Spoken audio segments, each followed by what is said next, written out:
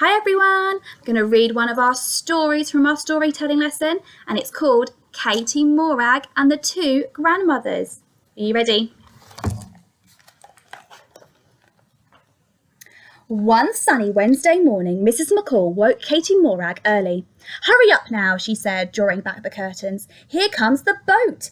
Granny Mayland will be here soon, and you've still got this room to tidy for her." Grandma Mayland lived far away in the big city, and she was coming to stay with them for a holiday.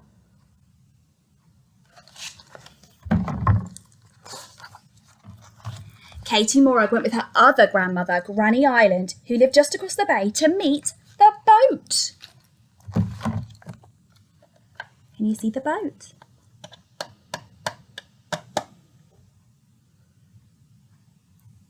"My, you're still a smart wee Bobby Dazzler," said Nellie Breeg as she helped Granny Mayland down. Granny Island revved the engine very loudly. Rum, rum, rum! Can you see the boat?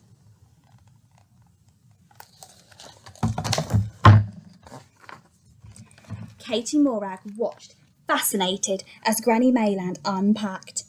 "Do you like this new hat I bought for show day, Katie Morag?" Grandma Mayland asked. "Oh, and her fancy ways," muttered Granny Island to herself.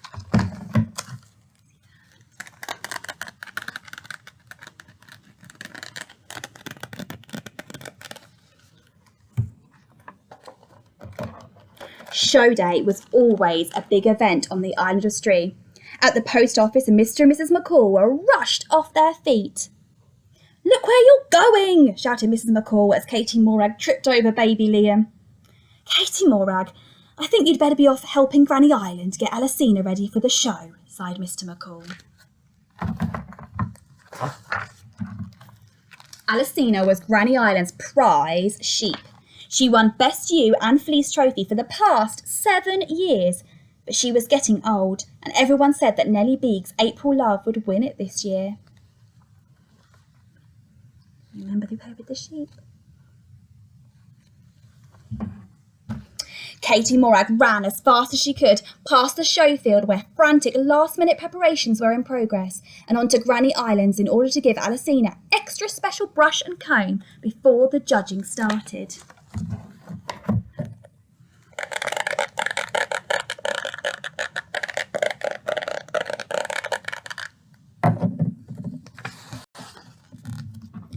But when Katie Morag arrived at Granny Islands, Alicina was up to her horns in the boggy lock. "A whole hillside to eat, and she wants that blade of grass," cried Granny Island in a fury. "Look how messy she is." Oh dear.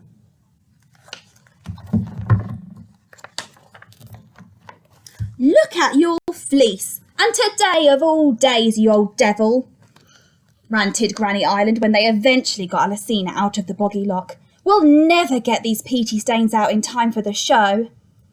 "Grandma Mayland has some stuff to make her hair silvery white," said Katie Morag thoughtfully. Everyone looked in amazement as Granny Island's old tractor and trailer hurtled past the show field, heading for the post office. "We'll be too late," grumbled Granny Island.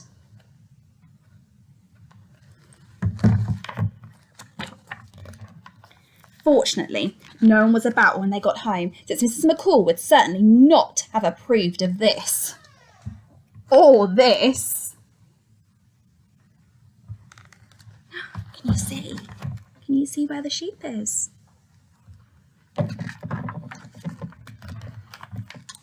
Grandma Mayland would have been furious at this. Can you see? Look what they're doing. Not to mention this. They're using her bath, her shampoo, her hairbrush. Dear. But all ended well. They managed to get tidied up and back to the show field just in time for the judging.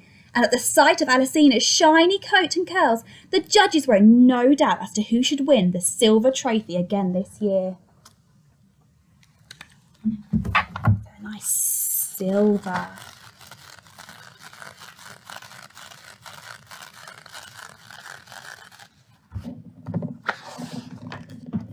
That evening there was a party at Granny Islands to celebrate. My, but the old ewe is still some beauty for her age, said Nellie Beag. Just like yourself, Grandma Mainland. How do you do it? Oh, that's my secret, said Grandma Mainland, fluttering her eyelashes. Katie Morag and Granny Island smiled at each other. They knew some of the secret, but would never tell. And Granny Island never frowned at Granny Mainland's fancy ways ever again. I wonder why. And we always have a look at some different party food.